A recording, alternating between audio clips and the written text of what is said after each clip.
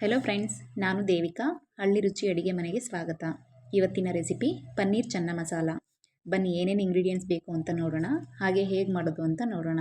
ಮೊದಲನೇದಾಗಿ ನಾನು 200 gram ಪನ್ನೀರ್ನ cut ಮಾಡಿ ತೊಳೆದಿಟ್ಕೊಂಡಿದ್ದೀನಿ. 250 ಗ್ರಾಮ್ ಕಾಬೂಲ್ ಕಡಲೆಕಾಳನ್ನ ತೊಳೆದು ರಾತ್ರಿನೇ ನೆನೆಸಿಟ್ಕೊಂಡಿದ್ದೀನಿ. 3 ಮೀಡಿಯಮ್ ಸೈಜ್ ಈರುಳ್ಳಿನ ಕಟ್ ಮಾಡಿ ಇಟ್ಕೊಂಡಿದ್ದೀನಿ. 1 ಇಂಚು ಶುಂಠಿ ತೊಗೊಂಡಿದ್ದೀನಿ. 1 ಗೆಡ್ಡೆ ಬೆಳ್ಳುಳ್ಳಿ ಸಿಪ್ಪೆ ಬಿಡಿಸಿ ಇಟ್ಕೊಂಡಿದ್ದೀನಿ. ಸ್ವಲ್ಪ ಗೋಡಂಬಿ ತೊಗೊಂಡಿದ್ದೀನಿ. ಅರ್ಧ ಹೋಳು ತೆಂಗಿನಕಾಯಿಯಲ್ಲಿ ಅರ್ಧ ತುರಿದಿಟ್ಕೊಂಡಿದ್ದೀನಿ. ಸ್ವಲ್ಪ ಜೀರಿಗೆ ತೊಗೊಂಡಿದ್ದೀನಿ. ಸ್ವಲ್ಪ ಕೊತ್ತಂಬರಿ ಸೊಪ್ಪನ್ನ ತೊಳೆದು ಕಟ್ ಮಾಡಿ ಇಟ್ಕೊಂಡಿದ್ದೀನಿ. 1 ಚಮಚ ಚೆನ್ನ ಮಸಾಲ ತೊಗೊಂಡಿದ್ದೀನಿ. 1 ಚಮಚ ಖಾರದ ಪುಡಿ, ಸ್ವಲ್ಪ ಅರಿಶಿನ ಪುಡಿ ತೊಗೊಂಡಿದ್ದೀನಿ. 2 ಟೊಮೊಟೊ ತೊಳೆದು ಕಟ್ ಮಾಡಿ ಇಟ್ಕೊಂಡಿದ್ದೀನಿ. ಸ್ವಲ್ಪ ಕಸೂರಿ ಮೇಥಿ, ಸ್ವಲ್ಪ ಸೋಂಪು, 1 ಏಲಕ್ಕಿ, 1 ಪೀಸ್ ಚಕ್ಕೆ, ಸ್ವಲ್ಪ ಕಾಳುಮೆಣಸು, 1 ಮರಾಠಿ ಮೊಗ್ಗು, 4 ಲವಂಗ, 1 ಚಕ್ರ ಮೊಗ್ಗು ತೊಗೊಂಡಿದ್ದೀನಿ.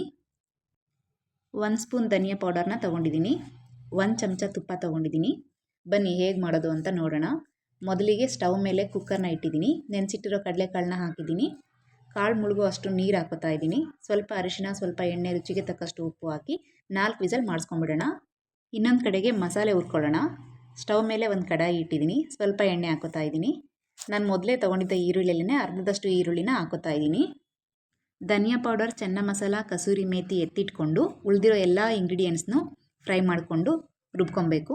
ನೋಡಿ, ರುಬ್ಬಿದ್ದಾಗಿದೆ. ಕಾಳು ಚೆನ್ನಾಗಿ ಬೆಂದಿದೆ. ಬನ್ನಿ ಈಗ ಒಗ್ಗರಣೆಗೆ ಹಾಕೊಂಬಿಡೋಣ.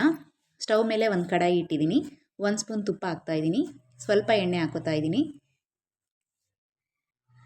ಈರುಳ್ಳಿನ ಹಾಕೋತಾ ಇದ್ದೀನಿ. ಈರುಳ್ಳಿ ಚೆನ್ನಾಗಿ ಫ್ರೈ ಮಾಡ್ಕೋಬೇಕು.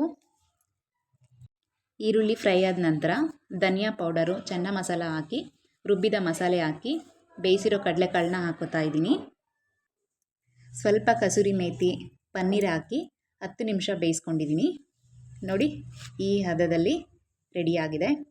ತುಂಬ ಟೇಸ್ಟಿಯಾಗಿರುತ್ತೆ, ತುಂಬ ಚೆನ್ನಾಗಿರುತ್ತೆ ಈ ರೆಸಿಪಿ ನಿಮಗೆ ಇಷ್ಟ ಆಗಿದ್ದರೆ ಲೈಕ್ ಮಾಡಿ, ಕಮೆಂಟ್ ಮಾಡಿ, ಶೇರ್ ಮಾಡಿ, ತಪ್ಪದೆ ಸಬ್ಸ್ಕ್ರೈಬ್ ಮಾಡ್ಕೊಳ್ಳಿ.